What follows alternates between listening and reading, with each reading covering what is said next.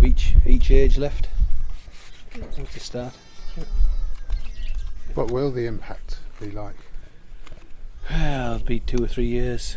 We're sort of trying to build back, so loss of production and all that sort of carry on, and you know, we have got a support mechanism which it works in a way here. So we'll get by. So we've got the bank manager coming on Monday, and top man coming as well. So we'll see what happens. You lost ewes and lambs. Yes, well I say we've got the after effects now of the sheep are just fed up. Lambs, they're just dropping the lambs and leaving them now. You can get them back in, pen them up. There's always that chance they're not going to take them again as well. So that's a lot of problems we have lambing time. You know, they've just doubled up and tripled up this year. So we've had a lot of sheep in the barn. We must have had 80 in the barn. What we've dug out and brought them back in. Fed them glucose, lifted them, moved them, and we've got another 40 just gone up the field from last week. Got them out last week. There'll be another 20 or so in the pen yet, and there'll be possibly 20 died since we brought them in. There was a skip came yesterday. They took 3/4 of a skip full of herdic sheep, which aren't so big, but it was a big heap when we'd finished. I had 2 young lads helping us do that. I just left them to it. I went to the fell yesterday.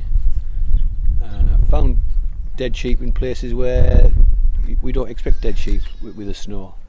They just caught everything out at the wrong place, wrong time. You know, we still feel as if a little bit better warning.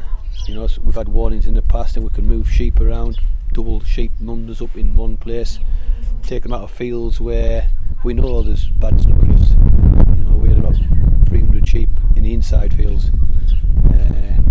Maybe lost 10% of them, but that was hard work. All the gateways were blocked up, couldn't get to them, so we had to dig the gates out and bring them in 2 at a time. And the fell sheep, well, they've had a real blast.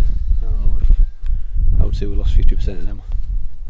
And that's 50% of how many? There's 600 sheep up there.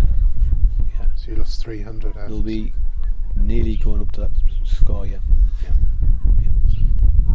It's, there's another skip there. We're collecting them off the fell now, you know, but half of them are still half frozen into the ground. Some are still buried. We know where there's some out. You can see we went round in about the 5th day. So the NFU was there as well. We had the Havig prison work party. They were splendid. They were. Anything what was dead, what we poked out, and we just left them at. We weren't going to spend our time digging dead sheep out.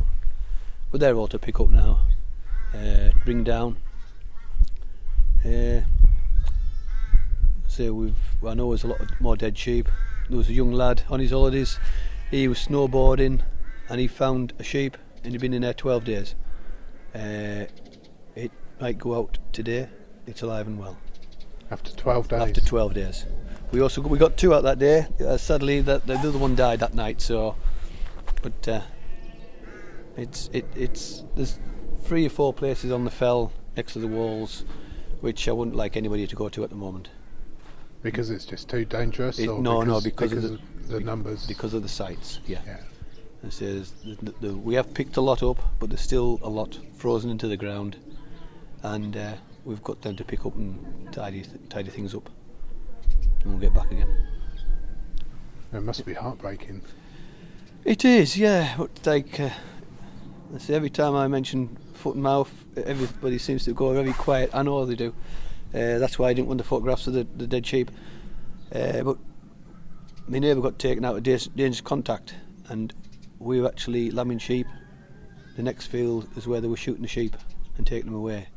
And if that had happened to us, they would have taken the whole lot, all the hefted sheep, the whole lot. Nothing to start again. At least we've got a nucleus now, and we can build it back.